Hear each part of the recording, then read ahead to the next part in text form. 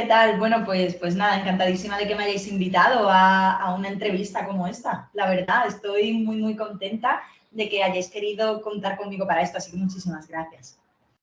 Muchas gracias, Alba. Al contrario, nosotros estamos muy felices y entusiasmados de que nos hayas brindado este espacio, que estés compartiendo con nosotros y que puedas mostrarnos tu perspectiva personal y profesional de la psicología. Entonces, te agradecemos inmensamente y antes que nada el que estés aquí con nosotros. Y bueno, para comenzar a manera de introducción, nos encantaría que te presentaras, que nos contaras quién es Alba Sotelino y específicamente cómo surgió tu interés por la psicología, por la población específica que manejas, que es la infanto-juvenil, y tu labor en la educación especial. Y además, ¿qué es lo que más te gusta de la psicología? Bien, empezamos fuerte, qué completo. Bueno, vale, pues nada, yo soy Alba Sotelino, me dedico a la psicología y bueno, yo estudié la licenciatura.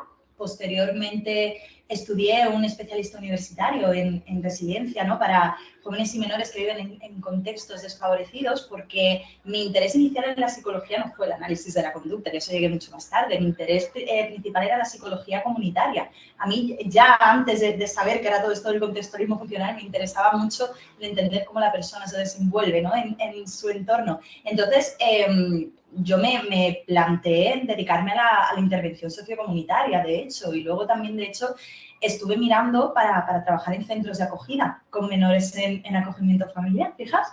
Pero bueno, estudié el especialista en residencia, luego, bueno, ya posteriormente ya empecé a trabajar, que fue cuando me habilité para ejercer actividades sanitarias y ya posteriormente ya fue llegando poquito a poco todo esto del análisis de la conducta. Hice, bueno, en su momento, ¿no? Hice un experto también en psicooncología y luego ya me metí en el máster de ABA España para posteriormente estudiar un experto en la intervención con altas capacidades intelectuales y desarrollo del talento y también pues un posgrado en terapias contextuales.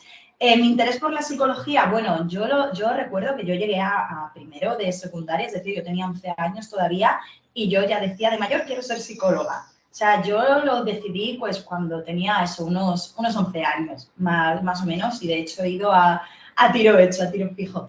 ¿Y por qué me interesé por la parte más infanto-juvenil? Bueno, recuerdo, yo todavía no había entrado en la carrera, tenía unos 17 años y fue el verano previo, ¿no? A entrar y bueno, recuerdo que a raíz de una conversación que tuve, yo pensaba, ¿no? Digo, jolín, si es que luego realmente muchas de las problemáticas que tenemos los adultos, ¿no? En relación a ciertos aspectos de nosotros mismos, de nuestra propia conducta, que no sabemos muy bien cómo manejar, realmente, pues, oye, ya tienen una base, ¿no? A lo largo de la vida, a lo largo de la infancia, todo esto que conocemos como historia de aprendizaje. Entonces, yo, ¿no? Ayer, en aquel momento, decía, jolín, es que si yo trabajo con niños, a lo mejor puedo ahorrarles problemas en un futuro. A lo mejor ya puedo enseñarles ciertas herramientas para que cuando el día de mañana estos niños sean mayores, sepan desenvolverse de otro modo, ¿no? Entonces, de ahí realmente surgió mi interés. Y luego realmente cuando empecé a trabajar con niños y niñas con necesidades educativas especiales, fue a raíz bueno, ya formarme en análisis de la conducta. Y bueno, ¿cómo llego yo al análisis de la conducta? Bueno, pues puramente de casualidad. De hecho, yo terminé la licenciatura renegando un poco del modelo cognitivo-conductual. ¿Por qué? Porque no lo entendía. Yo lo que sabía en aquel momento es que yo me llevé 5 años escuchando hablar del modelo cognitivo-conductual, cognitivo-conductual, cognitivo-conductual. Teníamos que ser cognitivo-conductuales, pero yo realmente no sabía ni qué significaba cognitivo ni qué significaba conductual, realmente, ¿no?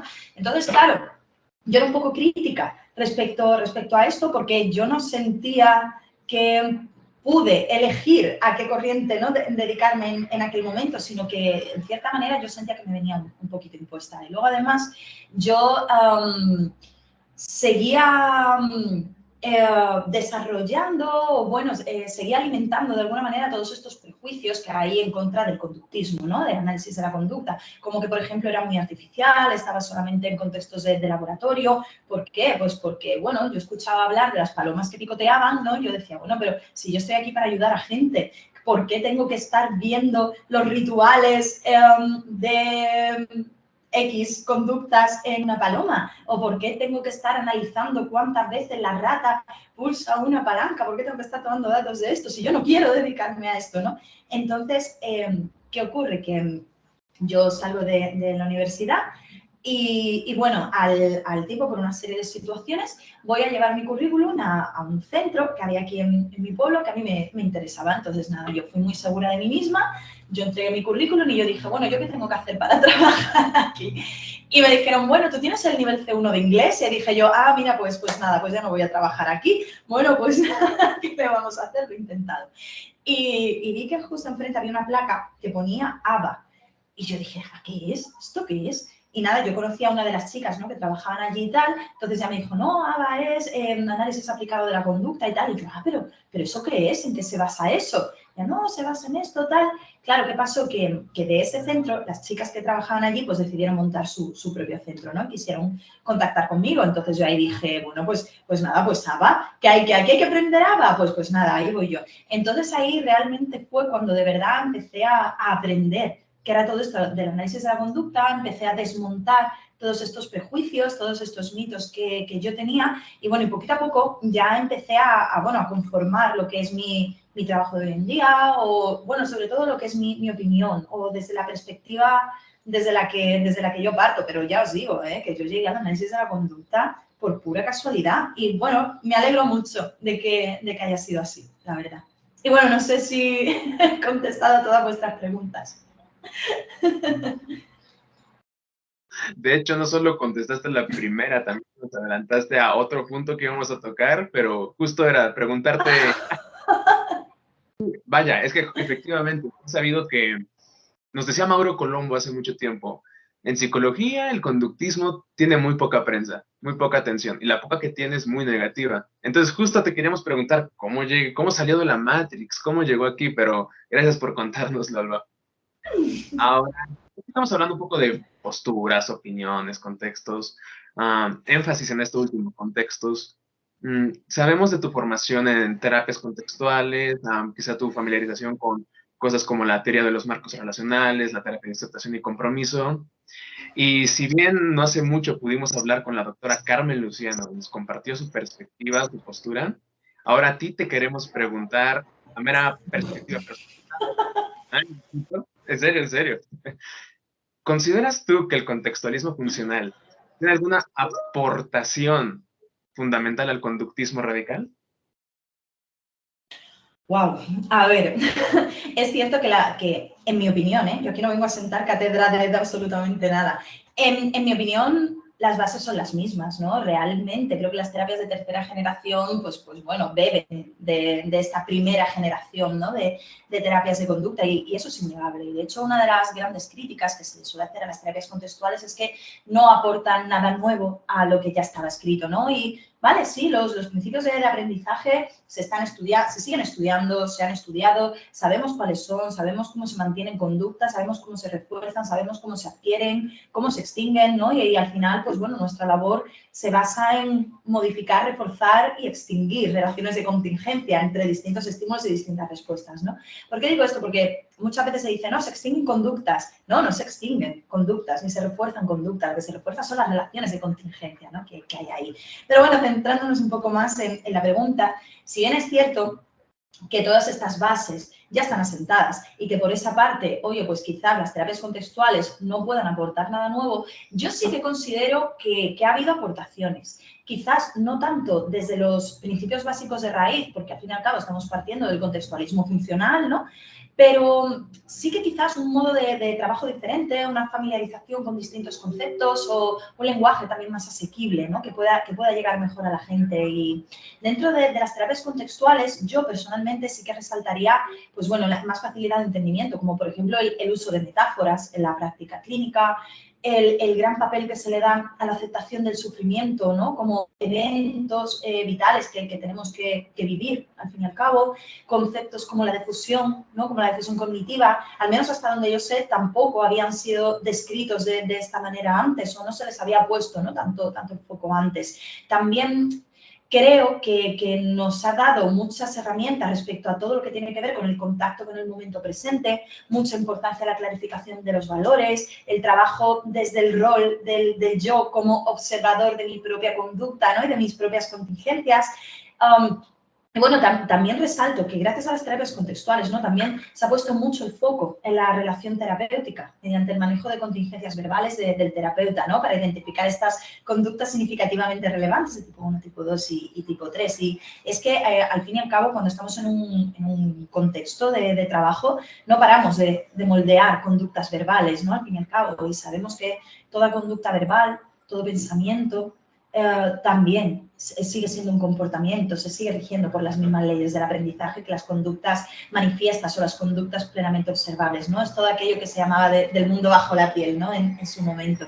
Y luego también destacaría que gracias a las terapias contextuales, Colín, pues ha habido un desarrollo, ¿no? De repertorios también de flexibilidad psicológica, que creo que era vital, ¿no? También trabajar desde esa flexibilidad, trabajar desde la Matrix, trabajar según la jerarquía, ¿no? De Kevin Polk, por ejemplo, estos de 1, de 2, de 3. Entonces, yo sí que resaltaría todas estas aportaciones, a pesar que, en principio, en esa misma base, pues bueno, no haya nada nuevo, ¿no?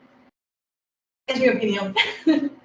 Súper bien, Alba. ¿Vale? Y centrándonos Gracias. en esto de lo que nos comentas acerca del análisis de la conducta y centrado justo en la población en la que te dedicas actualmente, se cree que el análisis de la conducta no tiene mucho que hacer por los niños y las niñas con altas capacidades o sobresalientes. Entonces, ¿cómo nos cuentas tú que este análisis de la conducta aporta a estos infantes con capacidades sobresalientes? Vale, aquí, claro, las personas que critican todo esto creo que parten de un error de base, ¿no? Que es como el pensar que el análisis de la conducta es como un tipo de método que tú puedes utilizar pues con unas personas sí, con otras no, o con unos objetivos, unos target poblacionales sí y otros no. Y en realidad esto es todo lo contrario. Nosotros trabajamos con el análisis de la conducta desde el momento en el que decimos buenos días, desde el momento en el que sonreímos a alguien, desde el momento en el que le damos las gracias a una persona porque ha hecho algo por nosotros o pedimos las cosas por favor, pero es que ya estamos trabajando en el análisis de la conducta desde el momento en el que abrimos un grifo para llenarnos un vaso con agua. Quiero decir que, ¿qué es lo que tiene que aportar el análisis de la conducta para niños y niñas con altas capacidades intelectuales? Pues exactamente lo mismo que tiene que aportar para todas las personas de este planeta, ¿no? Al fin y al cabo nos movemos en base a estímulos, a las consecuencias de nuestros comportamientos, a cómo modificar las condiciones antecedentes para que nosotros vayamos haciendo tal o cual comportamiento. Entonces, claro, tener en cuenta que los niños con altas capacidades intelectuales no están exentos de las leyes básicas de aprendizaje, ¿no? de las que estamos todos. Entonces, son niños que pueden nacer con una serie de predisposiciones, ¿vale? Porque aquí, oye, hay una parte genética que está comprobada, que está ahí genial, pero obviamente si todos estos conocimientos no se trabajan, no se ponen en práctica, no hay retos, no hay un contexto de apoyo que esté con estos niños y les brinden oportunidades de aprendizaje, estas potencialidades nunca van a poder convertirse en talentos, ¿no? Realmente. Entonces, ya a modo de síntesis, ¿qué es lo que puede aportar aquí el análisis de la conducta? Pues exactamente lo mismo que para todas las personas que vivimos en este planeta. Bueno, muchas gracias por tu respuesta. Ahora, igual relacionado con la pregunta anterior, ¿cómo definirías tú a la inteligencia desde una perspectiva conductual? Mira, si os soy sincera, no me veo capacitada para dar una afirmación que sea completa y sea suficiente, ¿no? sobre lo que es la inteligencia. Pero bueno, aquí, no sé, sí que podría resaltar que ya en su momento Thorndike, ¿no? Ya estudiaba la conducta inteligente en los animales. ¿Y cómo la estudiaba? Pues mediante la solución de problemas a partir de ensayo y error, ¿no? A distintos tipos distintas razas de animales, se les ponían una serie de retos, entonces se iba viendo cuánto tiempo tardaban en resolver dichas pruebas, dichos retos, ¿no? De hecho, se hacían unas gráficas donde se veía, pues bueno, cuántos ensayos previos había ido hasta el momento en el que se daba el insight, ¿no? Que llamaban ellos, el insight insight era el darse cuenta. Hasta entonces, pues bueno, todo era ensayo y error dentro de un mismo patrón comportamental, hasta que ya de repente, ¡hey! Que esto se puede solucionar de una manera distinta, ¿no? Por lo tanto, claro, ya en aquel momento ya se definía la inteligencia como la mera asociación entre estímulos y respuestas. Sin embargo, a Thorndike, pues bueno, que quiero recordar, al menos hasta donde yo he leído, que le llovieron un poco las críticas, ¿no? Por tener una visión bastante, quizás inflexible, bastante reduccionista de todo esto, ¿no? Sobre todo, bueno, ya que los animales no humanos, ¿no? Con los que trabajaba también, pues evidentemente mostraban ciertas carencias que no se pueden extrapolar a los seres humanos, como por ejemplo la capacidad de crear un lenguaje, lenguaje simbólico, también abstracciones, la limitación, ¿no? en el repertorio de estas ideas posibles, que al fin y al cabo en los animales no humanos, ¿no? Todo queda ligado a lo concreto y al entorno inmediato. Entonces, no sé, a mí me gusta hablar de aprendizaje como una adaptación al medio. Sobre todo, al hablar de inteligencia, a mí me gusta hablar de comportamientos inteligentes, ¿no? Porque al fin y al cabo, ¿vale? ¿Qué es la inteligencia? ¿Qué es ser inteligente? Vale, normalmente cuando preguntamos por constructos hipotéticos, como por ejemplo, ¿qué es ser empático? ¿Qué es ser atento? ¿Qué es ser celoso? ¿Qué es ser resolutivo? Pues al final acabamos hablando de conductas observables, ¿no? Vale, ¿qué es una persona empática? Pues una persona que se comporta de tal y cual manera. ¿Qué es una persona celosa? Venga, pues una persona que se comporta y tal. Por eso a mí me gusta más, ¿no? Hablar de comportamientos inteligentes. Entonces, yo creo que aquí sería acertado no centrarnos tanto en el constructo en sí como, oye, ¿qué es portarse inteligentemente, no? Entonces, al fin y al cabo, al menos en mi opinión, todo esto tiene que ver con una serie de desarrollo de respuestas en múltiples contextos y que también tienen que ver con ciertos estímulos complejos y novedosos, ¿no? ¿Cómo vamos a resolver tareas que son novedosas para nosotros en función de lo que ya sabemos? ¿Cómo podemos interconectar, ¿no? De alguna manera todos nuestros conocimientos y todo lo que hemos puesto en práctica en el pasado para que nos ayude en el momento presente. Entonces, claro, en todo este proceso, ¿no? Yo al menos personalmente considero que vamos a tener que tomar en consideración, pues bueno, ciertas dimensiones como la velocidad a la que procesamos las respuestas, la variabilidad conductual de la acción idiosincrásica de cada persona, ¿no?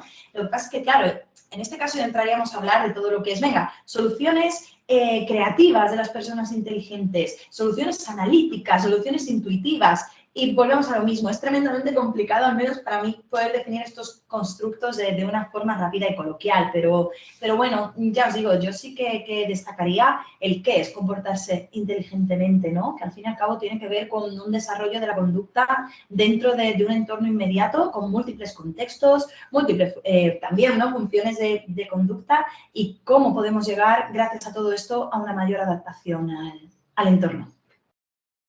No sé si he contestado más.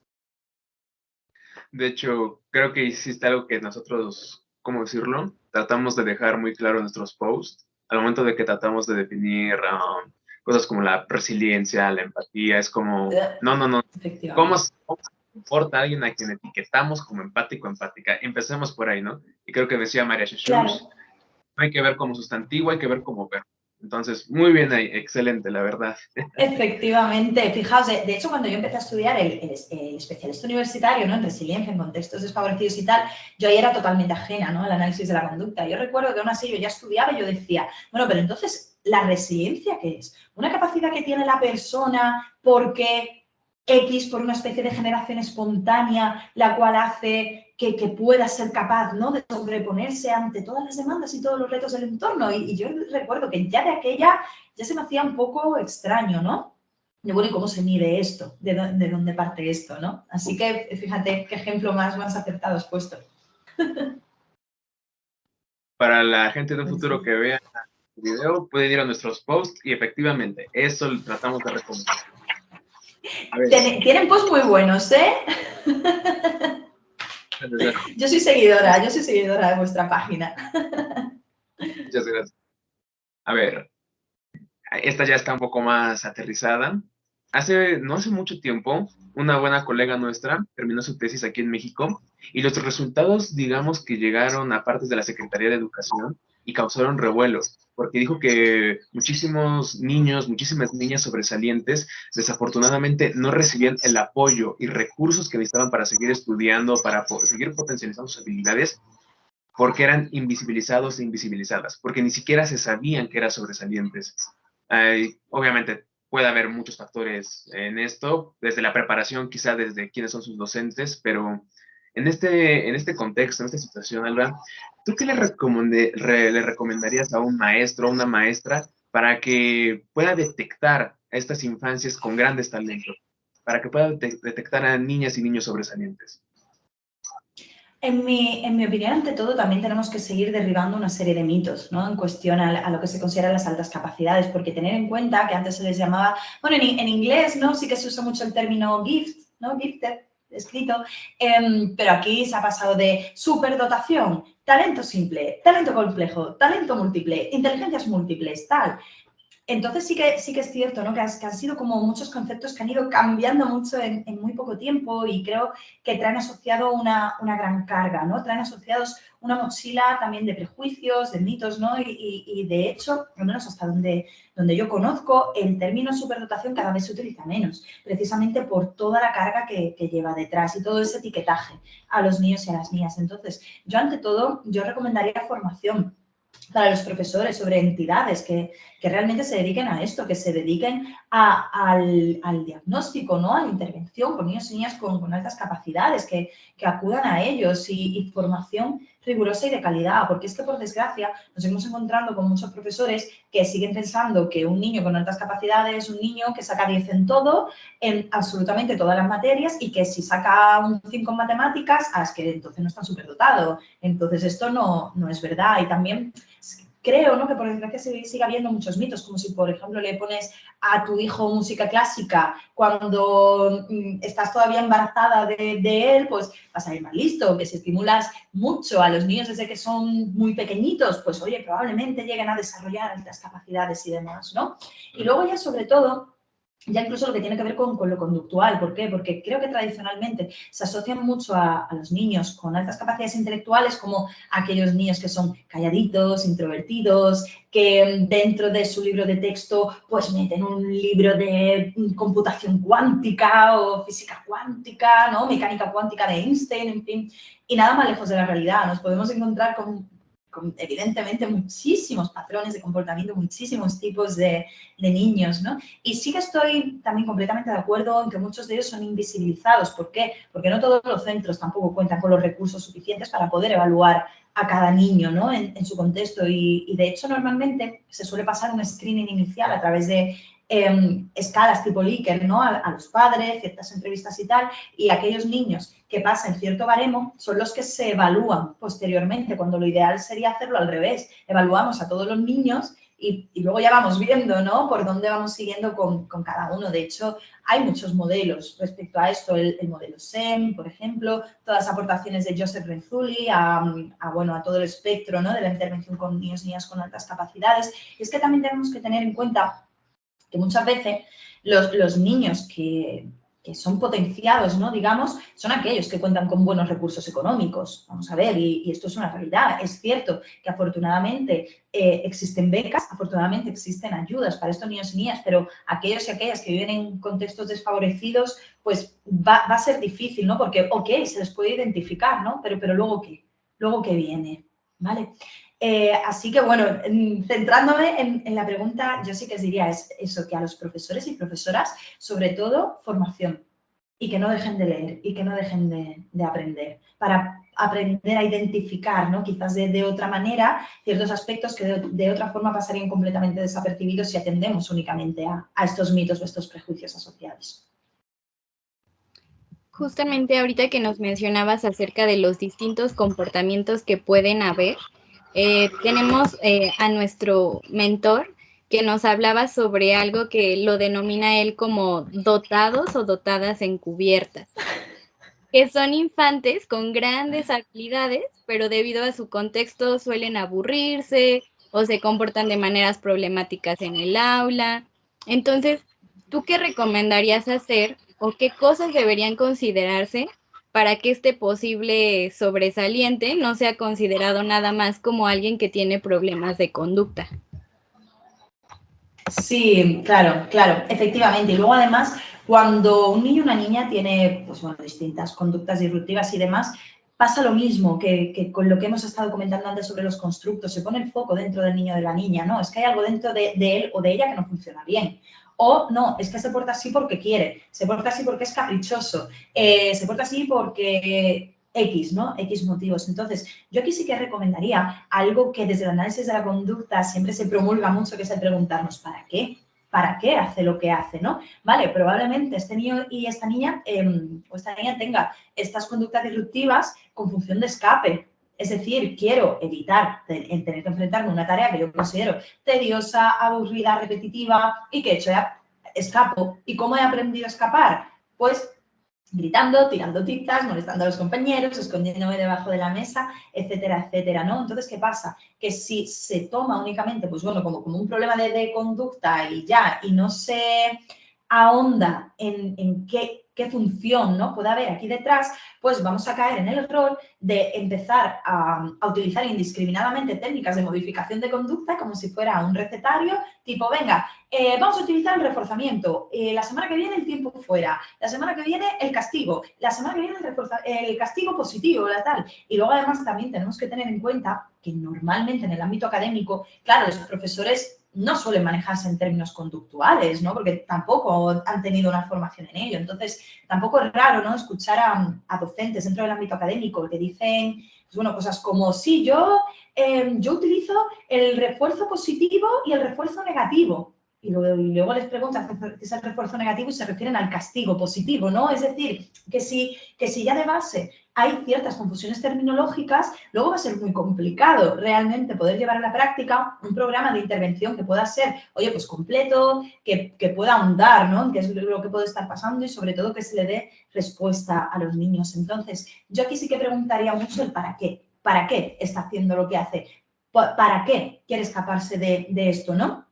¿Cómo suele ser este rendimiento? ¿Qué cosas le gustan hacer? ¿Qué intereses tiene? ¿Qué inquietudes tiene? Y luego, oye, ya a partir de ahí, pues quizás sí que sería interesante realizar una evaluación sobre distintos aspectos. Pero, ojo, esto no pasa únicamente con las altas capacidades intelectuales. Imaginad que tenemos a un peque con un problema de comportamiento en clase, que es imposible dar la clase con él, porque a lo mejor no tiene todavía adquiridas las discriminaciones necesarias para un correcto desarrollo de la lectoescritura, ¿no? Por ejemplo, a lo mejor no tiene adquirida la conversión fonema-grafema o a lo mejor hay ciertas habilidades que todavía no ha desarrollado respecto a la lectura. Pues claro, es que si lo tomamos solamente como un problema de conducta porque sí, pues no vamos a entender nada de lo que puede estar pasando. Por lo tanto, la respuesta que se va a dar va a ser insuficiente, va a ser cortoplacista y, sobre todo, probablemente acabe estando muy enfocada en el castigo. Y ya sabemos que el castigo a corto plazo puede funcionar. Sí, vale, ok. A largo plazo no tiene por qué. A todo se acostumbra uno, ¿no? Y que además, si aplicamos un castigo, ¿no?, sobre ciertas relaciones de contingencia y no lo reforzamos con el desarrollo de conductas alternativas o el desarrollo de conductas incompatibles, bueno, pues todo esto se nos puede quedar un poco cojo, ¿no? Bueno, muchas gracias por tu respuesta. Regresando un poco a lo que hablábamos anteriormente de que pues las personas sobresalientes sí tienen un factor genético, pero pues que aparte el ambiente donde se desarrollan pues juega un papel muy importante. ¿Tú a qué le darías más peso? ¿A la genética o al contexto para que una persona sea sobresaliente? Y puedes decir ambas, pero explicar el por qué. Hombre, yo sí que diría ambas, claro, obviamente. ¿Por qué? Porque, como he comentado, es bien sabido que hay cierta predisposición genética, ¿vale? Y esto, oye, pues no lo podemos obviar tampoco. Pero es cierto que a Michael Jordan en algún momento alguien tuvo que darle un balón. A Albert Einstein en algún momento alguien tuvo que darle un libro, ¿no? Y bueno, aquí yo menciono mucho a una eminencia, ¿no?, que hay en España referente al tema de las altas capacidades, que es Javier Tourón. Y Javier Tourón siempre dice la frase, no somos, estamos en proceso de ser. Es decir, si no seguimos trabajando, si no seguimos alimentando, ¿no?, todo esto, si no seguimos enfrentándonos a retos y si el entorno no nos ofrece oportunidades de aprendizaje, pues probablemente todas estas capacidades con las que nacemos caigan en saco roto, no se queden en nada, ¿no? Ya que también una frase que él dice mucho es que el talento que no se cultiva se pierde. Y es que nosotros nosotras podemos nacer con una serie de potencialidades, ¿no? De capacidades, pero luego realmente, si no tenemos un entorno propicio para el desarrollo de las mismas, estas capacidades nunca se van a convertir en talentos, ¿no? ¿A qué me refiero con talento? Pues bueno, a este dominio de una o más áreas específicas, ya tengan pues, bueno, su propio lenguaje simbólico, ¿no? Pero bueno, todo este fortalecimiento y toda esta adquisición de destrezas van a ser posibles gracias a un correcto apoyo educativo, ¿no? Y de hecho, es lo que estoy comentando, un niño o una niña puede nacer con un oído estupendo para la música, pero si nadie le pone un piano delante, eso no se va a desarrollar. Al igual que hay peques que tienen unas habilidades para el dibujo, por ejemplo, que son impresionantes, son increíbles, pero si a ese peque no se le apunta a clases de dibujo, no se le apunta a una academia, no se le enseña, no se le ayuda a que curiosee sobre distintos dibujantes, distintos ilustradores, pues probablemente todo eso, pues bueno, se quede ahí, ¿no? No llega a potenciarse nunca. Entonces, por eso comento que creo que es una combinación entre los dos, porque hace falta el sustrato, pero luego también hace... Como si cada persona naciera con su propia cajita de Lego.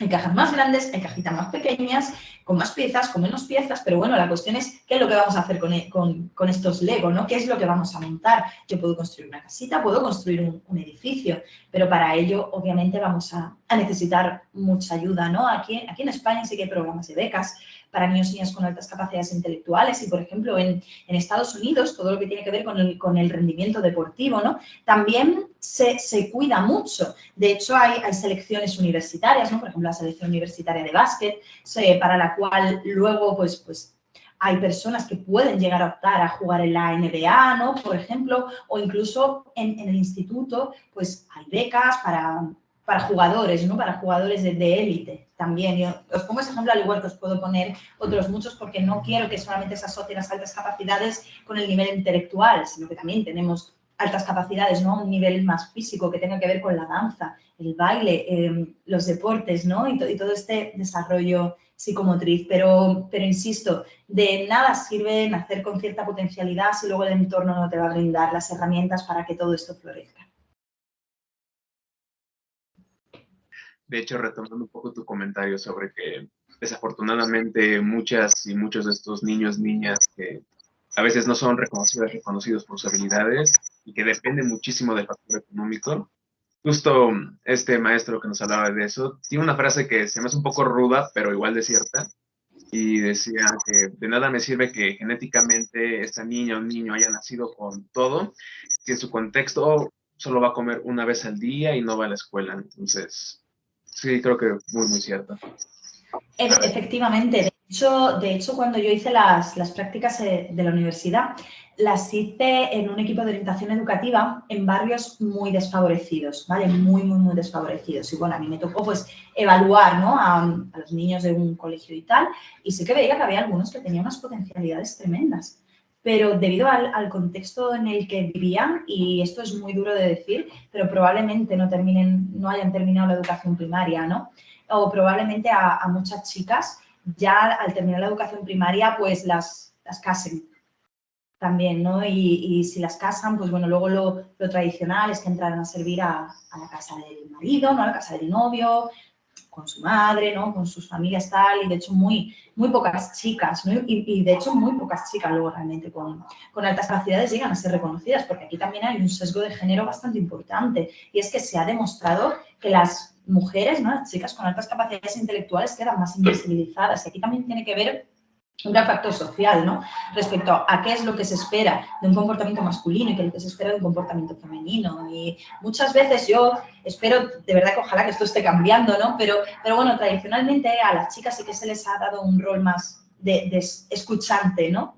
Bueno, yo escucho, yo empatizo, yo me callo, no quiero molestar, tal, y a los chicos, pues creo que tradicionalmente sí que se les ha dado una educación más enfocada a la competición, a responder, al hacerse notar, al hacerse ver, y claro, esto también pasa factura, ¿no? Y luego, bueno, ya modo de reflexión, ¿no? En todo esto que tiene que ver con la invisibilización, creo que también tiene mucho que ver los modelos de evaluación con los que se trabaje, ¿no? Porque si al fin y al cabo tenemos un modelo rígido de venga, un FEI de 130, y si tú tienes un 130, eres superdotado y si no lo tienes, pues nada, vas a tu casa, aquí como si no pasara nada, pues evidentemente te vas a dejar a muchos niños, ¿no? Y a muchas niñas por el camino. Entonces, bueno, ya se trabaja, ¿no? Desde modelos un poquito más amplios, ¿no? De modelos que no trabajan desde el... Pero bueno, ahora ya sí que se están hablando más de evaluación mediante dominios específicos de comportamiento. Así que ojalá esto ayude también a visibilizar. Vamos hacia adelante, es lo bueno. A ver, Sí. para ir avanzando un poco más hacia otras áreas, en entrevistas anteriores has mencionado que las primeras sesiones con tus usuarios infantiles sueles hacerlas en compañía del padre, madre, tutor, tutora. Y esto como que nos abrió la curiosidad. Te queríamos preguntar, ¿la presencia del padre, madre, tutor, tutora ha puesto algún tipo de barrera, problema o conflicto para la relación interpersonal? Y de ser así, ¿cuál? ¿Para la relación con quién, perdona, que se ha cortado? Que si ha sido algún problema, un obstáculo en tu relación o interacción con el infante. Depende, sí, depende del caso, porque hay por ejemplo, ¿no? Niños que son hijos de padres separados, que a lo mejor uno de los padres pues, no está por la labor de trabajar, entonces ahí no se puede hacer nada. Si uno de los padres que además tenga custodia o patria potestad sobre el niño, ¿no? Si uno de ellos no quiere que haya una intervención, no se va a poder realizar una intervención por más que consideremos que podría ser necesario, ¿no? Y luego, por otro lado, también hay muchas veces que uno de los progenitores no se presta a colaborar y, de hecho, es muy común que de la educación se siga, o sea, que la educación siga recayendo sobre el papel femenino, ¿no? Sobre las mujeres. Y hay muchas veces que los papás, ¿no? Por desgracia, ni tienen interés en saber qué es lo que está pasando, ni tienen intención de saber qué es lo que ocurre. Ojo, hay otros muchos que sí, ¿eh? Y yo quiero pensar que cada vez más, y a ver, que afortunadamente creo y quiero pensar que esto está cambiando, pero sí que hay veces que ha habido muchas barreras, ¿no? Sobre todo cuando te dicen eso de, yo es que no creo en la psicología, ¿no? Que bueno, en fin. Pero bueno, todo eso es hablarlo, ¿no? Eso también es ponernos un poco en el lugar de la persona y comprenderlo y ya está, y poder darle una información para que la persona pues confíe y se quede más tranquila, ¿no? Pero bueno, eso por un lado. Y luego, por otro lado, algo que puede también dificultar, ¿no? Mucho el avance de trabajo con los niños es la implicación que tengan los padres. Por ejemplo, si les decimos, oye, mira, que tenéis que hacer esto y esto, y no hacen, ¿no? Y aquí lo peor de todo es que la culpa siempre va a ir para otro, siempre va a ir para el que trabaja con el niño. Hay veces que falta, ¿no? Quizá cierta autocrítica por parte también de ciertos papás, de ciertas mamás, pero bueno, también hay muchos que sí, que la tienen y que son maravillosos y que son estupendos, ¿no? Y luego el tema de incluir a los padres en las sesiones. A ver, a mí me parece muy importante, obviamente, pero también os digo que depende de cada caso, depende, porque si estamos hablando, por ejemplo, de un niño muy pequeño, pues quizás a mí me interese más trabajar directamente con los padres que ver al niño, porque al fin y al cabo la conducta del niño va a ser reactiva a las relaciones de contingencia de la conducta de los padres, ¿no? Que también creo que es importante mencionar eso. Y bueno, luego por otro lado, también lo que podría dificultarlo sería el no compromiso, ¿no? Como he comentado, por parte de las familias. No sé si a vosotros os ocurre alguno más. Yo creo que más o menos... Sí, Son los ¿no? que Vale. suelen pasar, ¿no? En gran medida, sí, justamente. Ahorita me llamó mucho la atención esto que nos comentabas. Cuando están con papás separados y que no, no es posible como que ambos estén de acuerdo, tú lo trabajas de alguna manera y también enfocándolo en que tú en otras entrevistas también has hablado sobre esta capacitación, ¿no? Sobre esta psicoeducación a los papás. ¿Consideras que hay un número para saber que ya lo tienen como bien estructurado, esto que tú les compartes, o cuántas sesiones recomiendas que sean para los papás, o cómo manejas esto? Vale, A ver, vamos por partes. Afortunadamente hay, pues bueno, muchos papás, muchas mamás que están separados y aún así pueden acudir juntos. O sea, perfectamente involucrarse e implicarse igualmente en la educación de su hijo o de su hija, ¿no? Pero bueno, en el caso de que uno de ellos no quiera, yo aquí lo único que puedo hacer es ofrecer ofrecerme para poder solucionarles todas las dudas que tengan, comprometerme a informarles a los dos por igual, intentar mantenerme, ¿no? Lo más objetiva posible, ¿no? Dentro de mis limitaciones humanas, por supuesto, pero ya más allá de eso yo no puedo hacer nada, yo no puedo ir detrás de una persona intentando convencerla, ¿no? De que busca ayuda. Esto es como si, no sé, se me ocurre, ¿vale? Así de pronto, esto es como si un dentista está llamando a la gente para intentar convencerlos es que se tienen que sacar una muela, que es que duele mucho si no se sacan la muela, ¿no? Permitidme la comparación. Pero bueno, como os digo, yo creo que aquí también nosotros tenemos las manos un poco atadas, ¿no? Y luego respecto a lo que comentas de la psicoeducación, claro, yo personalmente sí que considero muy importante la psicoeducación por parte de los padres. Ahora también va a depender del caso, no es lo mismo el caso de unos padres con un niño que tiene autismo que queremos enseñarle a desarrollar determinadas habilidades, ¿no? Que sean socialmente relevantes en su contexto natural, a un niño, pues, no sé, que tiene altas capacidades intelectuales y que tiene inquietudes por aprender sobre astronomía, ¿no? Quiero decir, aquí la demanda de intervención va a ser completamente distinta. Entonces, la psicoeducación a los padres, por supuesto, va a ser muy, muy diferente también. A mí sí que me gusta poder ir ayudando, ¿no? a los padres para facilitarles un poco el trabajo diario, porque son ellos los que están con los niños 24/7. Ahora, un número de sesiones concreto para yo decir, venga, vale, sí, maneja los principios de modificación de conducta, tal, pues no sabría decirte en absoluto porque es que va a depender de muchísimos factores. Pero mira, fíjate, hay un libro que sacó Ava España hace poco que es de estrategias para educadores. Ahora mismo no recuerdo cómo se llama, es un libro así grandote, de color azul, y que viene en un lenguaje bastante sencillo, ¿no? Para todos, bastante accesible para los padres y bueno, a mí me gusta también mucho poder trabajar desde ese libro, ¿no? Oye, que ellos también lo vayan entendiendo, mira, ve leyéndote esto y lo vamos viendo, cualquier dudita que tengas, ¿no? Pues me vas preguntando, venga, ¿cómo podemos hacer esto? ¿Cómo podemos reaccionar si cuando estés trabajando en mesa con este niño reacciona de esta manera? Venga, ¿qué podemos hacer aquí? Tal cual. Pero claro, el preguntar, venga, ¿cómo sabes cuando un padre maneja bien los mecanismos básicos del análisis de la conducta? ¿Cómo nos preguntamos si nosotros mismos sabemos manejar bien los mecanismos básicos del análisis de la conducta? ¿No? Es decir, no, creo que es un aprendizaje constante porque nosotros vamos a ir aprendiendo a medida que se nos vayan presentando retos vitales o que se nos vayan presentando distintas situaciones y habrá veces que vamos a tener que desandar todo lo andado para volver a empezar desde cero y desaprenderlo absolutamente todo para volver a aprender, ¿no? Entonces, no me atrevo a decirte un número clave cuando realmente un niño con 5 años en algún momento va a cumplir 7, va a cumplir 9 y va a cumplir 12 y las demandas del entorno, las características del niño, cualquier situación, pues va a variar, ¿no? Considerablemente. Ahora hablando un poco más acerca del terapeuta como tal, ¿qué le recomendarías a un psicólogo o psicóloga para que logre ser consciente de su propia conducta y también cómo esta conducta del psicólogo repercute en la relación paciente-terapeuta? Es difícil esta, ¿eh? Jo, os habéis currado las preguntas, vamos.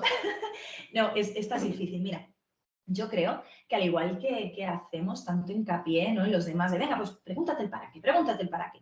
A nosotros mismos también nos tenemos que preguntar el para qué. ¿Para qué hago lo que hago, no? Por ejemplo, imaginad, pues no sé, un chico sale de una consulta, un caso hipotético, ¿vale? Un chico sale de una consulta y sale muy triste porque se han hablado de temas que lo han removido mucho y tal. Y ahora, a la media hora, el psicólogo o psicóloga le manda un mensajito para preguntarle, hey, hola, ¿cómo estás? ¿Qué tal? ¿Cómo te encuentras? Vale, ok, ¿para qué? ¿Para qué estás haciendo esto? Pues vale, probablemente te diga, jolín, pues porque me ha salido mal, que este chico o esta chica haya salido triste, haya salido de esta manera, ¿no? Quiero que se sienta reconfortado conmigo, ok.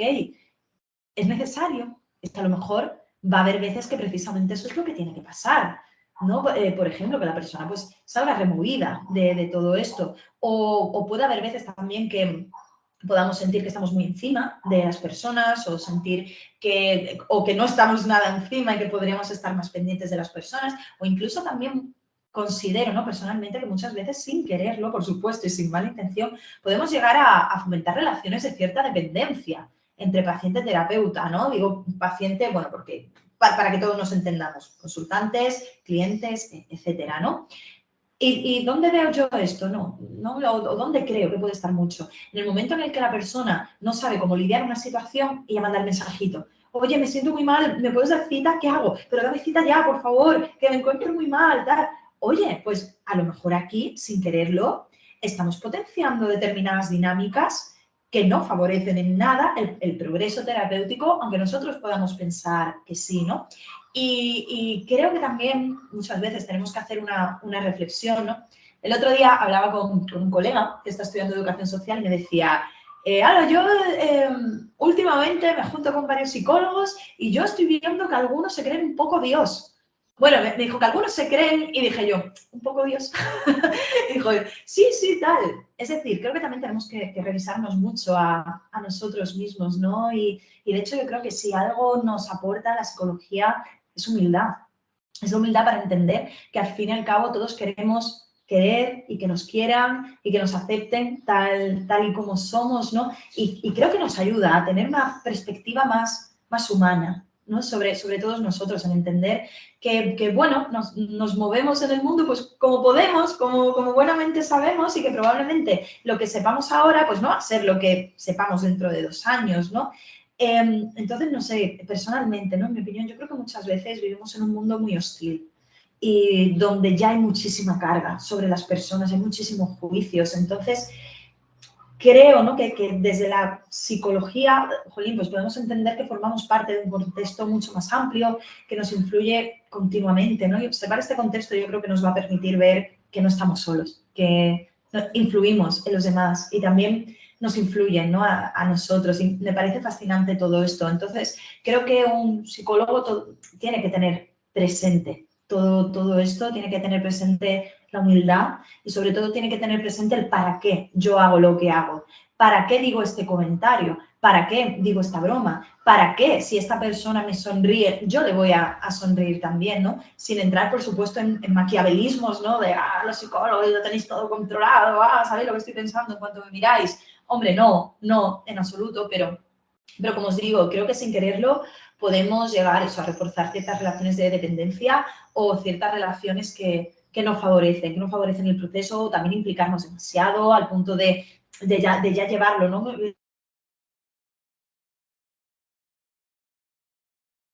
Tenemos que tener cuidado de no perder el foco en todo esto.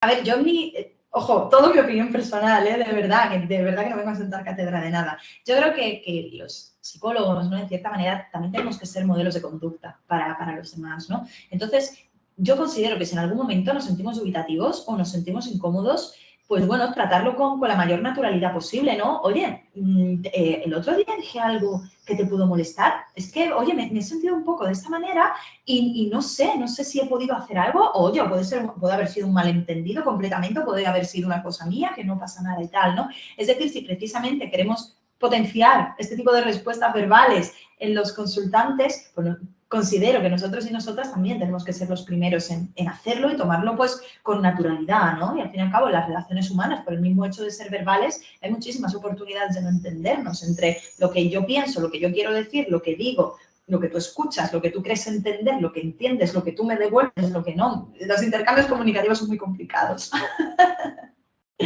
Pero bueno. Qué bueno que acabas de utilizar la palabra, o bueno, complicado, porque ahora nos vamos a poner un poco inserta en el himno de la Unión Soviética, porque vamos a ser un poco antiinstitucionales, no sé cómo decirlo, pero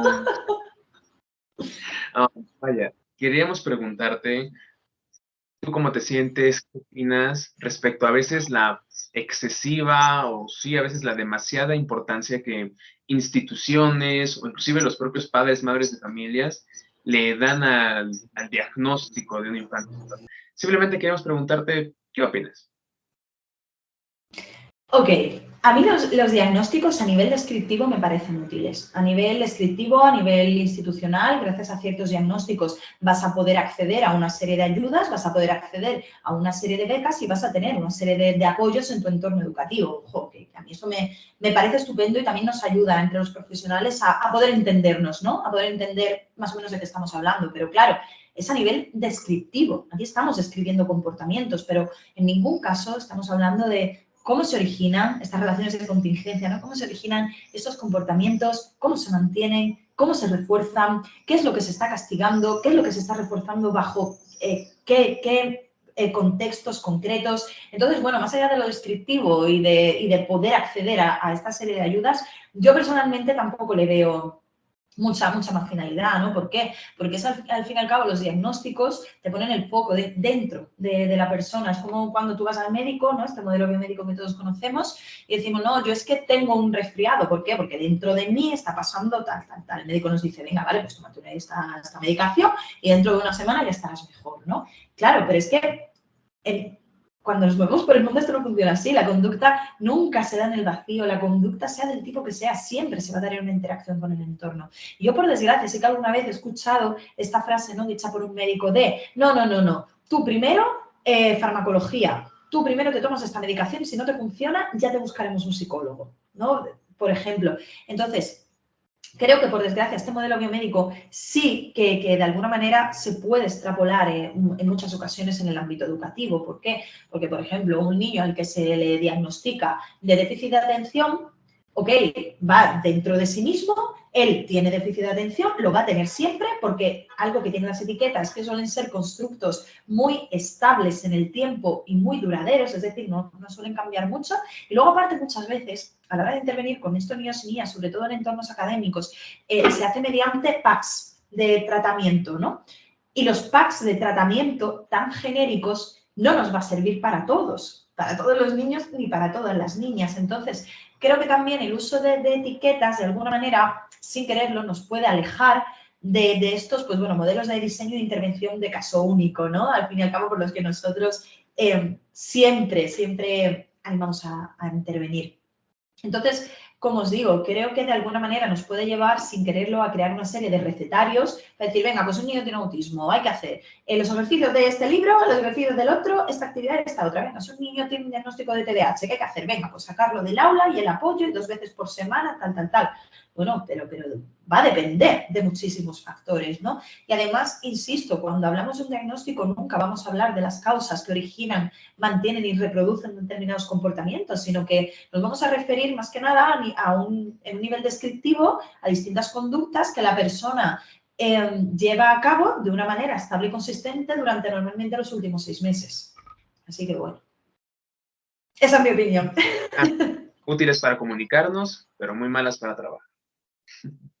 Efectivamente. Sí, porque al fin y al cabo, si nosotros conocemos a un niño, no, es que este niño tiene dislexia, ¿vale?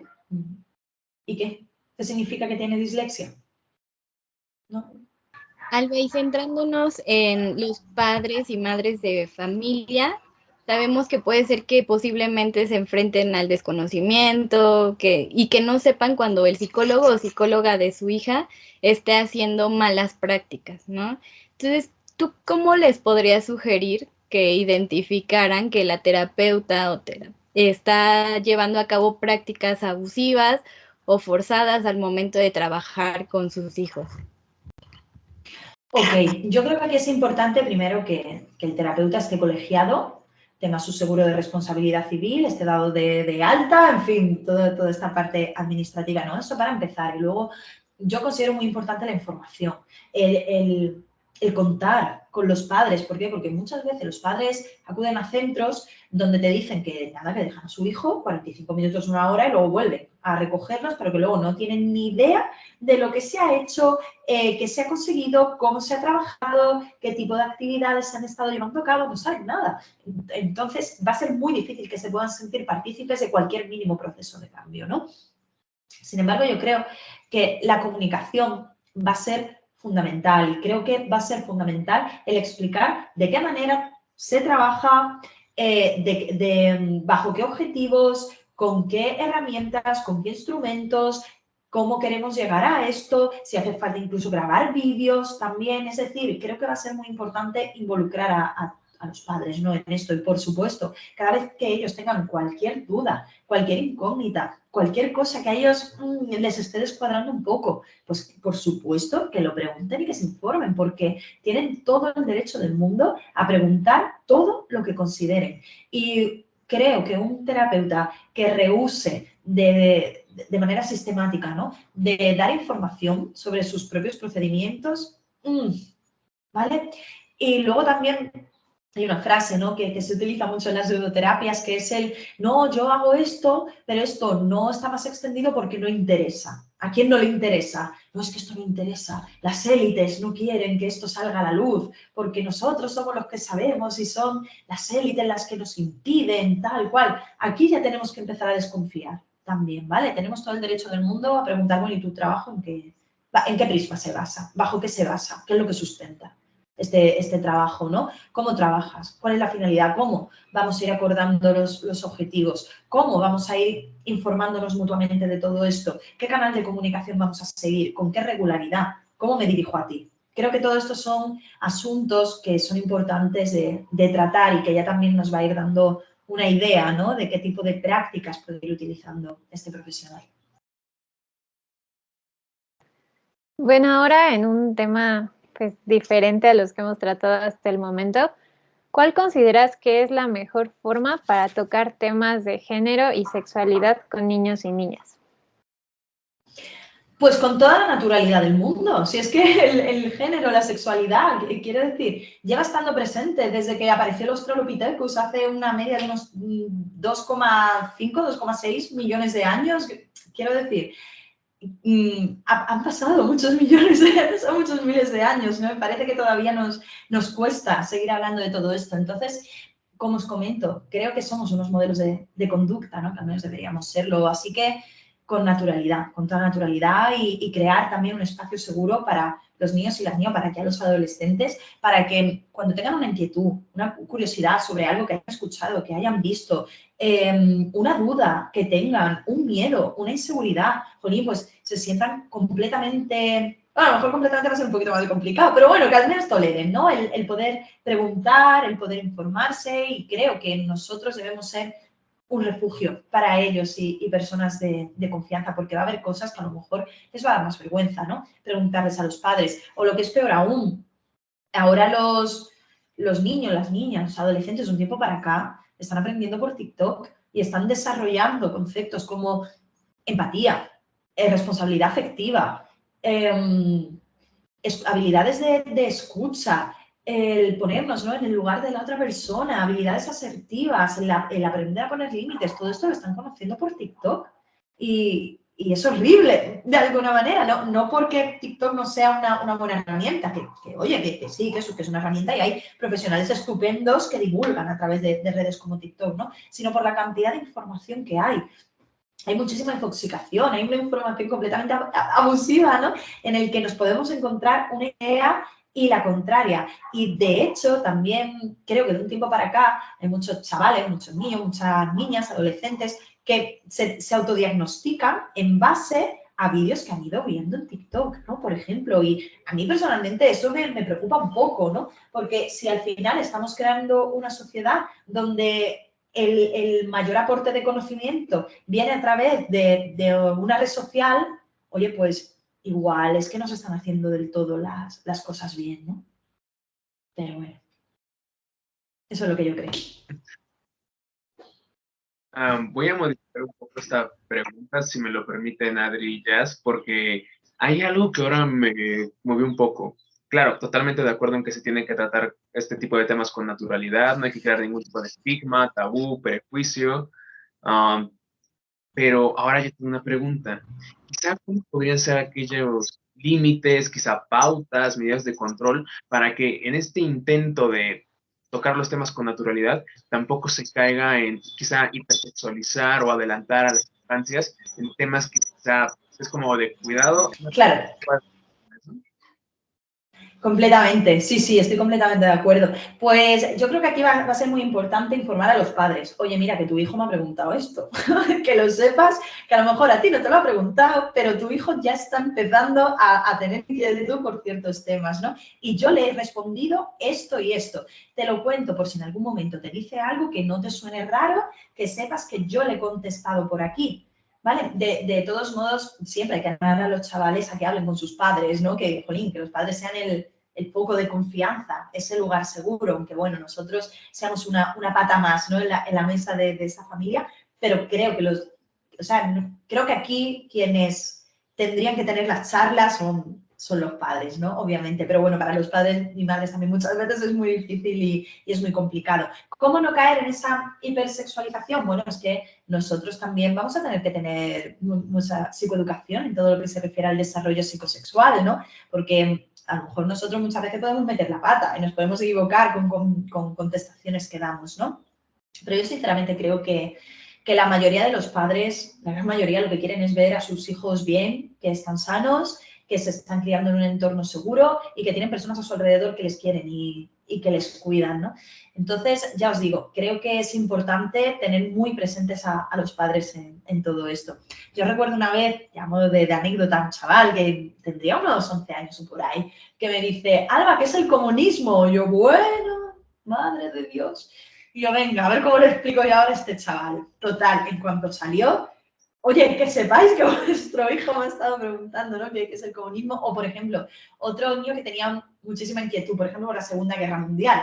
Entonces, claro, fue una hora hablando de nazis. Porque nazi y este y el otro, tal cual. Y yo le decía, madre mía, que nos escuche desde fuera, nada más que va a estar escuchando porque Hitler y los nazis y Erwin Rommel y el Zorro del Desierto y los Panzer y el African Corps y no sé qué. Y yo decía, madre de Dios. Y en cuanto salimos, yo soy hija de los padres y digo, mira, de verdad, que sepáis que vuestro hijo me está preguntando por esto y por esto, que no os asustéis, ¿eh? Entonces, bueno, ya está, nos reímos y sin problema. Justo ahorita que nos comentas que pues para los padres claro que es importante el que sus hijos se desarrollen de una buena manera, en un entorno agradable. Muchas veces cuando una niña o un niño tiene alguna condición especial o particular, lo primero que se piensa es, ¿y ahora cómo se va a llevar con sus compañeritos? ¿No? Entonces, bajo este contexto, ¿tú recomendarías dar alguna charla informativa sobre la situación que vive ese niño o niña? ¿Con quién tendrías esas charlas? Cuéntanos un poquito de eso. Ok, aquí volvería a hacer la misma pregunta que he estado diciendo antes. ¿Para qué? ¿Para qué queremos tener esta charla? ¿No? ¿Qué es lo que queremos conseguir con esta charla? Porque, bueno, imaginemos, por ejemplo, un niño con autismo, ¿no? Nosotros podemos dar muchas charlas sobre autismo, ¿no? Que al final, a lo mejor, los compañeros de clase con lo que se quedan es con que Manolito tiene autismo. ¡Oh! Es que ha venido una señora a contarnos que Manolito tiene autismo y que tenemos que tratarlo de esta manera o de otra, ¿no? Es decir, muchas veces ellos no lo entienden o bueno, los papás y las mamás tampoco saben explicarles porque a lo mejor tampoco, ¿no? Tienen conocimientos al respecto. Entonces, aquí antes de verlo de una manera generalizada, ¿no? Yo animaría a preguntarnos para qué, cuál es el propósito, cuál es el objetivo y como tú comentas, ¿no? ¿Cuántas personas habría que incluir en todo esto? ¿En todos los compañeros de clase? ¿Solamente sus amigos más cercanos? ¿O lo enfocamos desde que este niño tiene esta condición tal y es el centro de todo y toda la clase está pendiente? ¿O lo podemos trabajar mediante una serie de actividades en las cuales todos comprendamos que somos diferentes, todos comprendamos que bueno, tenemos nuestras circunstancias, tenemos nuestros aprendizajes y quizás así se deje de poner tanto el foco en este niño en concreto, ¿no? Para pasar a poner el foco, pues bueno, en todas las diferencias individuales, ¿no? Quizás. Y luego, por otro lado, tener en cuenta que lo que vamos a intentar paliar lo máximo posible va a ser el etiquetaje. Y no sé hasta qué punto, ¿no? Cierto contenido, determinado tipo de charlas sí que pueden fomentar este etiquetaje y tomarlo como unas dimensiones absolutas y estables en el tiempo, ¿no? Sin embargo, ya os digo, ¿no? Yo no estoy completamente cerrada, yo no estoy cerrada a esa posibilidad, pero habría que ver el para qué el cómo, el cuándo y bajo qué objetivo. No creo que sea algo que haya que tomar a la ligera, ¿no? Sobre todo porque luego puede conllevar a un sufrimiento por parte de los menores, que no olvidemos que son colectivos pues, vulnerables, ¿no? Y no tienen las mismas herramientas con las que contamos los adultos. Bueno, regresando ahora un poco de nuevo al tema de género. Hace poco vimos una foto tuya en la cual hacías conmemoración al 8 de marzo, que pues es el Día Internacional de la Mujer. Tradicionalmente se cree que la psicología no debería de involucrarse en este tipo de temas porque solo minimizaría a las mujeres o simplemente les pondría una etiqueta diagnóstica. La pregunta es, ¿temas con perspectiva feminista o perspectiva de género pueden ser abordados desde el análisis de la conducta? ¡Guau! A ver, tenemos que partir de la base que el análisis de la conducta bebe del conductismo, ¿verdad?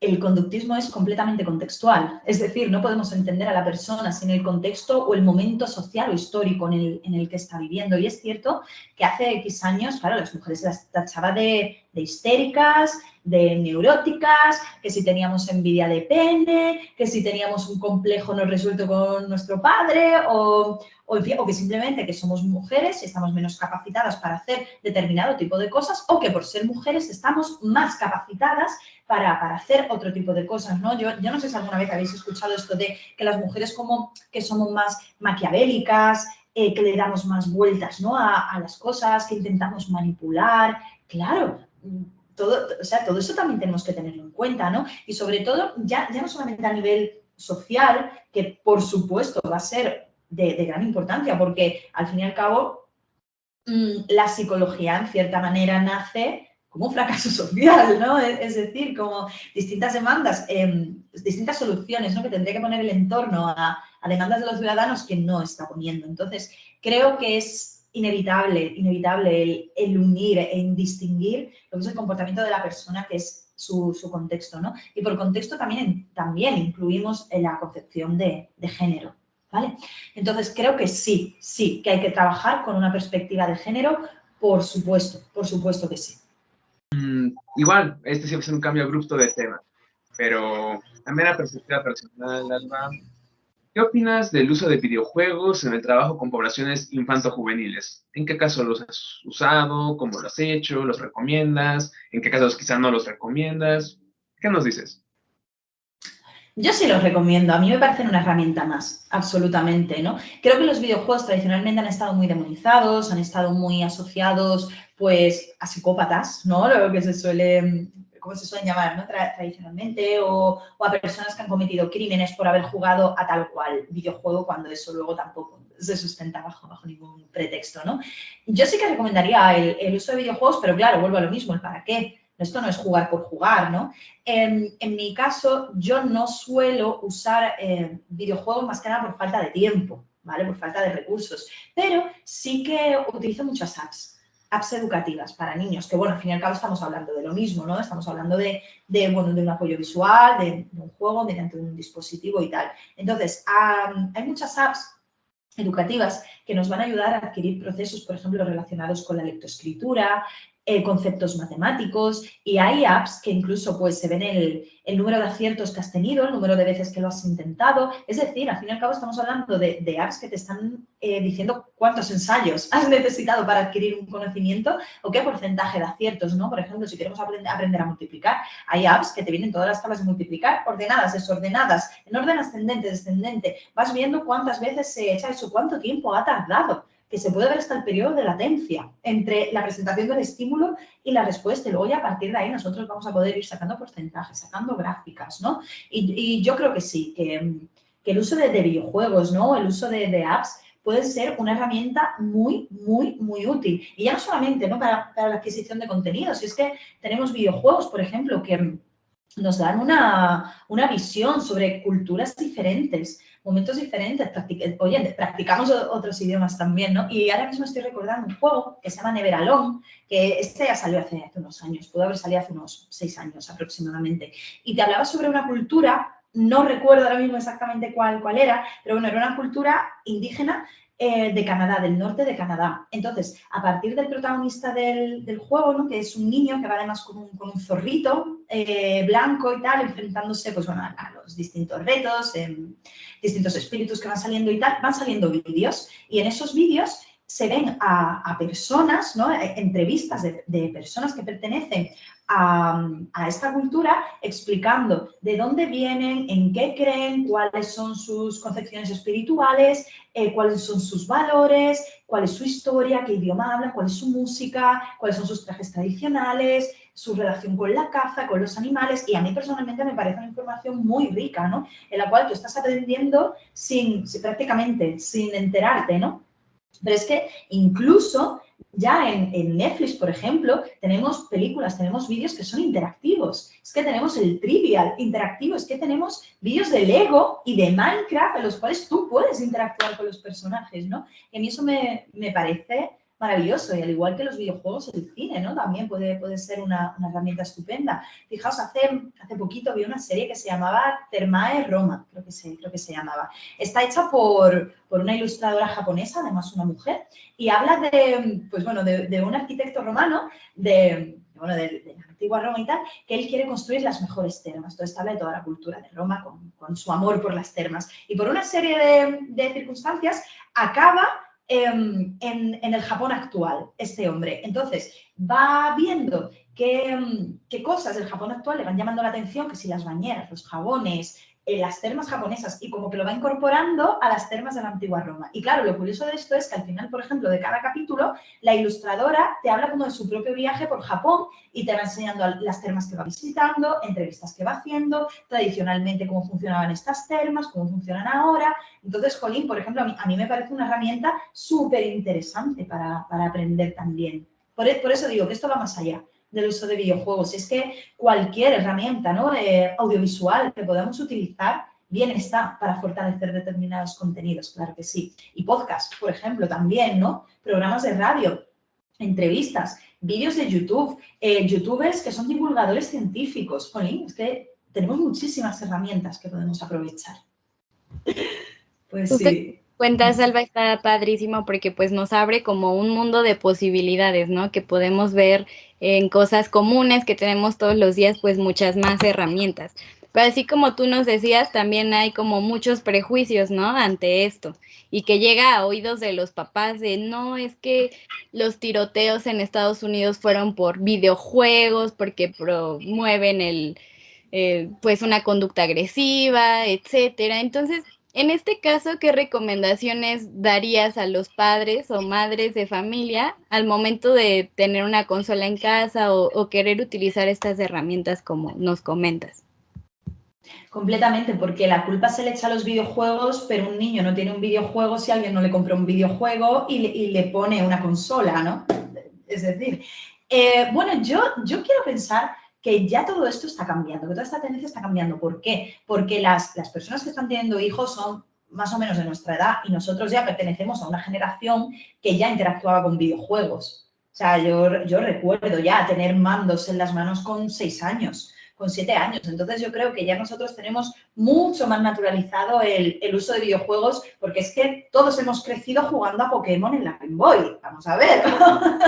Claro que sí. Entonces bueno, yo considero que a medida que vayan pasando los años, el uso de videojuegos cada vez va a estar más extendido, porque además hay muchísimos tipos de videojuegos. Quizás en un principio sí que había más miedo, ¿no?, a los videojuegos por todo esto de los videojuegos de rol, ¿no?, que tuvieron ahí su momento también a finales de los 90, principios del 2000, que eran tremendamente criticados, o juegos violentos tipo Resident Evil, ¿no?, y demás. Pero hoy en día hay videojuegos, o sea, de todo tipo de videojuegos que son muy familiares, que están pensados para niños.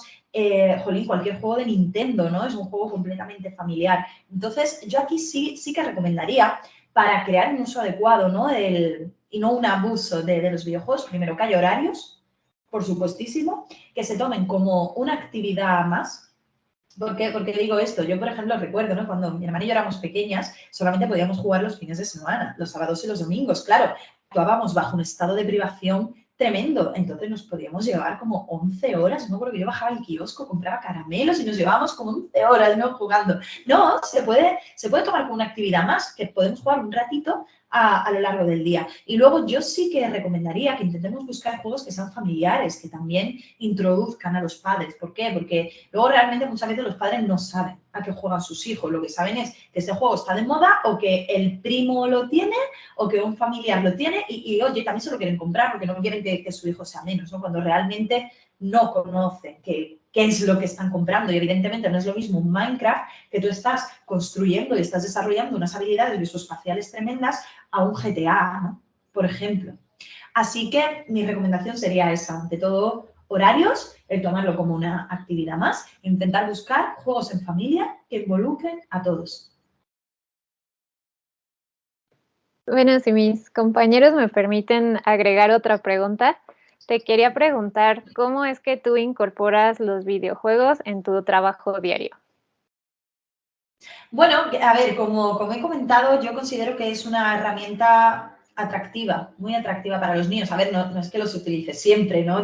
Por supuesto, dependiendo del caso, pero al igual que los videojuegos, es lo que os he comentado, apps, vídeos, podcasts, por ejemplo, ¿no? Tenemos plataformas buenísimas de podcast donde vamos a poder encontrar todo tipo de información, pero es que incluso hay cursos virtuales también, ¿no? De páginas en los cuales pues, se ofertan cursos que sí de dibujo, de ilustración, de escritura creativa, y son cursos que a lo mejor te valen, bueno, aquí serían unos 5 euros, 10 euros, y nos pueden brindar grandes herramientas de trabajo también. Entonces, yo creo que es una cuestión de accesibilidad y de intentar que los materiales sean apetitivos, ¿no? Funcionalmente apetitivos para los niños y para las niñas.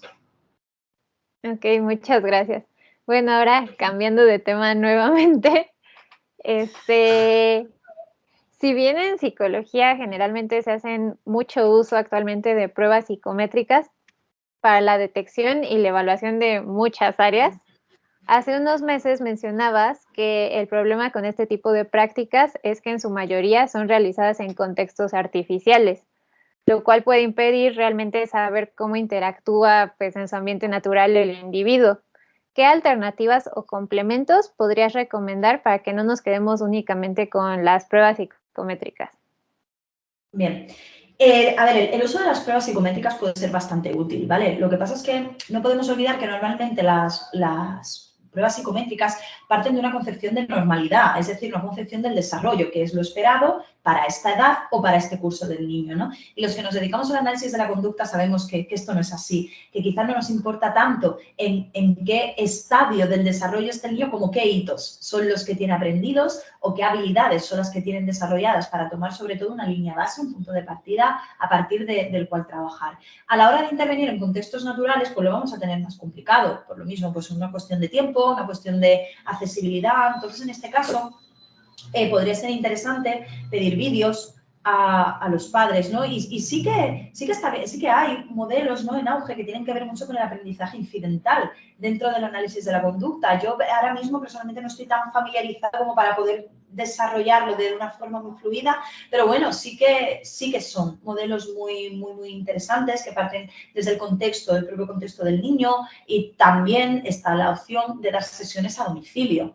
Lo que pasa es que, claro, ahí también nos exponemos a que no es un contexto controlado, no tenemos el contexto, ¿no? sobre los distintos estímulos del ambiente, no hay un control estimular, por lo cual puede salirnos regular las sesiones, pero bueno, todo esto es trabajarlo y ya está, ¿no? Pero bueno, en un principio yo sí que diría que toda la información que nos aporten los padres va a ser muy rica, ya sea mediante análisis funcionales, ya sea mediante notas de audio, ya sea mediante vídeos, pero bueno, ya que no vamos a poder trabajar plenamente desde el contexto natural, porque sería muy complicado, ¿no?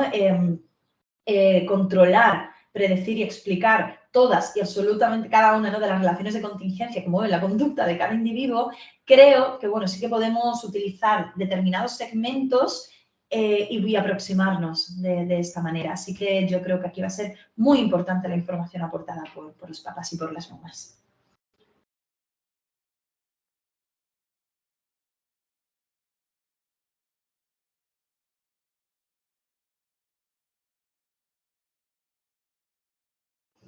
A mí me parece muy rico apoyarnos también en profesionales de las neurociencias. Vamos a ver, la cuestión es que no podemos desarrollar actitudes dogmáticas, ¿no? Ni por un lado las personas que son completamente ambientalistas y ni por otro lado los que son completamente corticocentristas, ¿no? Y al fin y al cabo, cuando hablamos de neuropsicología, ¿no? Con todas estas personas que se dediquen más al campo de la neuro, lo cierto es que van a actuar sobre conductas, al fin y al cabo, ¿no? Es cierto que luego ellos, pues bueno, parten de una serie de análisis, de una serie de pruebas, de una serie de resultados que pueden ser distintos a los nuestros, pero realmente los neuropsicólogos también tienen, o bueno, deberían tener, pero yo creo que sí que suelen tener muy presente la relación del individuo con el entorno y saber que, jolín, bajo determinadas circunstancias, bajo determinados acontecimientos vitales que hemos pasado en nuestra vida, se ha descubierto que hay diferencias estructurales y anatómicas a nivel cerebral, ¿no? Por lo tanto, no podemos quedarnos con concepciones completamente simplistas de toda la conducta del organismo está mediada por una serie de patrones hormonales y una serie de sinapsis. Ok, sí, está ahí, es evidente, nadie lo va a negar. Y, por supuesto, va a tener un gran peso en esto. Pero creo que tenemos que ir de la mano en todo esto. Y a mí me gusta mucho, personalmente, ver qué es lo que hay de transversal en todo esto, ¿no? Es decir, ¿por qué funciona lo que funciona? ¿Por qué a unas personas les puede funcionar esto, a otras personas les puede funcionar lo otro? ¿Por qué se piensa que el origen está aquí? ¿Por qué el origen está allá? Es decir, ¿por qué funciona lo que funciona? Y, de hecho, yo creo que hace falta diálogo, hace falta mucho diálogo, porque creo que de manera tradicional muchas veces se siguen desarrollando todos estos prejuicios, todos estos mitos, todos estos roles, ¿no? Referente a los que hacen neuro, los que hacen análisis de la conducta, que si concepciones innatistas, que si concepciones ambientales. Yo creo que hace falta diálogo y hace falta debate, por supuesto, y creo que tenemos que trabajar de la mano. Claro que sí, claro que sí. Nuestro mayor enemigo, si es que, verán, por utilizar un vocablo que tampoco es enemigo, pero bueno, nuestro mayor reto es trabajar contra la pseudociencia, ¿no? Contra la pseudoterapia. Ahí sí, y ahí sí que tenemos que estar todos unidos, realmente. Justamente dentro de todas estas cosas que a veces se piensan, se dice que la psicología no tiene mucho, tiene muy poco que hacer respecto a la oncología, ¿no? Para tratar de desmentir esto, nos gustaría conocer sobre tu experiencia con pacientes oncológicos y preguntarte de qué forma aporta el psicólogo o psicóloga en este contexto. Vale, sí que es cierto que yo no me considero psicooncóloga en absoluto, ¿vale? Esto creo que es importante recalcarlo, a pesar de que sí que cuento con formación en psicooncología, ¿no? Bueno, al fin y al cabo, normalmente la intervención de un psicooncólogo o de personas, ¿no? que versen su actuación en este tipo de población, pues bueno, se centra por un lado, ¿no? En paliar el impacto emocional que puede desencadenar un diagnóstico como es el de cáncer. Y por otro lado, que considero que es muy importante facilitar la adaptación del paciente a la enfermedad, pues bueno, para que puedan darse estrategias activas de afrontamiento de la situación, ¿no? Que puede generar todo esto. Luego también otra función que es muy esencial dentro de la psicooncología es, pues bueno, mitigar los efectos secundarios de tratamientos biomédicos, como por ejemplo la adaptación a una nueva imagen físico-corporal después de, por ejemplo, una mastectomía, ¿no? Y en definitiva, la figura del psicooncólogo suele trabajar para que el paciente y su familia aprendan a convivir con esta enfermedad, ¿no?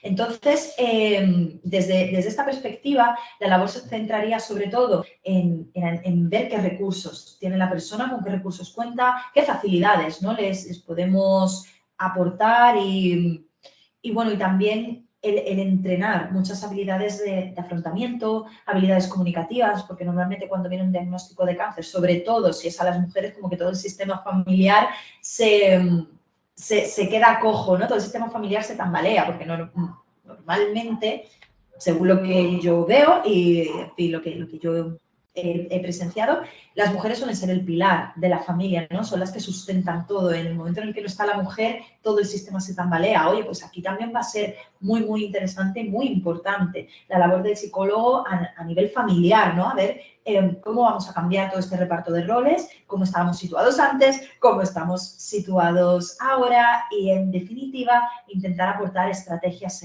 en toda esta línea. Por supuesto, la labor del psicólogo va más allá, porque también luego se trabaja mucho desde el duelo, desde los cuidados paliativos, pero bueno, esto ya daría para una charla aparte. Bueno, ya casi para ir un poco así como cerrando, últimamente se ha visto que han surgido muchas más divulgadoras y divulgadores respecto al análisis de la conducta, incluso también respecto a otros conductismos. Y pues esto ha sorprendido a muchas otras personas de la vieja escuela. ¿Cuál sería tu pronóstico o tu opinión sobre el futuro del análisis de la conducta y también de otros conductismos? Yo personalmente opino, un poco refiriéndome a lo que comentaba antes, que no debemos desarrollar actitudes dogmáticas, porque, a ver, está genial hablar de las virtudes del conductismo radical y del análisis aplicado de la conducta, muy bien, pero bueno, que también tenemos que ser humildes y conscientes de nuestras limitaciones, ¿vale? Que esto no es la panacea y bueno, muchas veces se denostan otras corrientes terapéuticas, ¿no? Entonces, no sé, yo creo que para divulgar sobre análisis de la conducta no basta con quedarnos con ciertos vídeos, reels de Instagram, posts o charlas divulgativas, que son estupendas, ¿vale? Pero creo que, como vosotros bien habéis comentado, dentro del conductismo existen múltiples conductismos, ¿no? Y precisamente creo que lo que caracteriza a la ciencia, el desarrollo científico, es la habilidad de cuestionarse a sí misma constantemente, ¿no? Así que, personalmente, yo animo a que veamos el análisis de la conducta precisamente desde un prisma científico, desde el rigor y no desde la opinión. Y bueno, y a partir de esto ya vayamos formando nuestras propias conclusiones individuales. Es decir, no repitamos lo que leemos, ¿vale? No nos quedemos ahí, tenemos que ir más allá, que esto, por supuesto, nos lo va a dar la práctica, ¿no? Y sí que es cierto que yo también lo veo, que hay mucha más divulgación respecto al análisis de la conducta y es genial, y es maravilloso y ojalá se llegue a muchísima gente, claro que sí, pero bueno, que no podemos perder de vista, que no podemos ser dogmáticos y por supuesto que el análisis de la conducta no son 4 posts, que hay que leer y hay que formarse muchísimo para llegar a obtener un rigor, ¿no? Un rigor fuerte en esto. Pero bueno, yo me alegro de que esté siendo así. No sé cómo preguntar esto porque ya es un poco más personal, pero creo que tenemos mucha curiosidad. No, nada por allá, tranquila, no, nada por allá. Simplemente es que es porque hay una persona que tú conoces y que de hecho ha sido muy amable con nosotras y nosotros, se había compartido nuestro material últimamente. Siendo un poco meticulosas, vimos que son buenos amigos incluso, así que queríamos preguntar a mera, ¿cómo decirlo? Mero anecdotario, casi aquí en México le decimos chisme. ¿Cómo surgió tu amistad con Ramón Nogueras?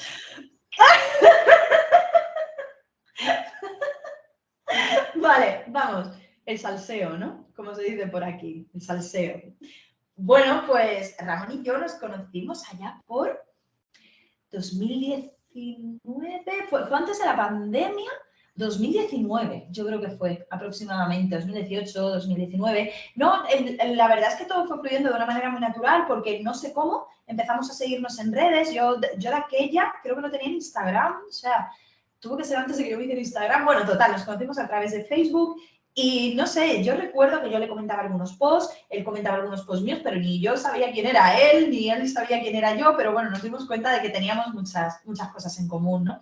Entonces, pues bueno, todo fue fluyendo de una manera muy natural y a día de hoy, yo creo que desde hace, no sé, 2 años, el máximo tiempo que Ramón y yo nos hemos pasado sin hablar son 3 días. O sea, nosotros hablamos casi todos los días. Yo, Jolín, conozco a su familia, conozco a su gente y la verdad es que los dos tenemos una amistad creo que muy fortalecida y la verdad es que los dos nos queremos muchísimo, además nos lo decimos mucho, todo lo que nos queremos, todo lo que nos gusta pasar tiempo el uno con el otro y bueno, no sé, tenemos una amistad muy tierna, una amistad muy bonita y sobre todo una amistad muy sincera, con muchísima verdad y podemos contar el uno con el otro para todo. Pero bueno, sí, yo creo que surgió así, vamos, sin más. Una disculpa si fue un poco, ¿cómo decirlo? Ya detrás, sí fue muy detrás de cámara, una disculpa por eso. Nah, qué va.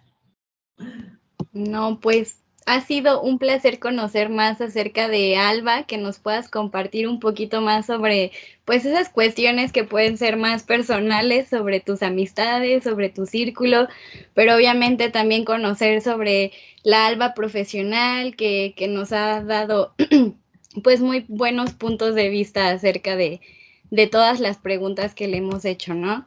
A nombre de todo el grupo queremos agradecerte este tiempo, este espacio y todos estos comentarios que nos has compartido, que nos ayudan a propiciar a la divulgación de la psicología científica, que es uno de nuestros impulsores y una de las razones por las que estamos aquí realizando estas entrevistas. Entonces, otra vez estuvimos muy entusiasmados y hasta el final de la entrevista ha sido un placer compartir contigo, Alba, un placer conocerte. Muchas gracias. Muchísimas gracias. Muchísimas gracias por contar conmigo, de verdad. Gracias.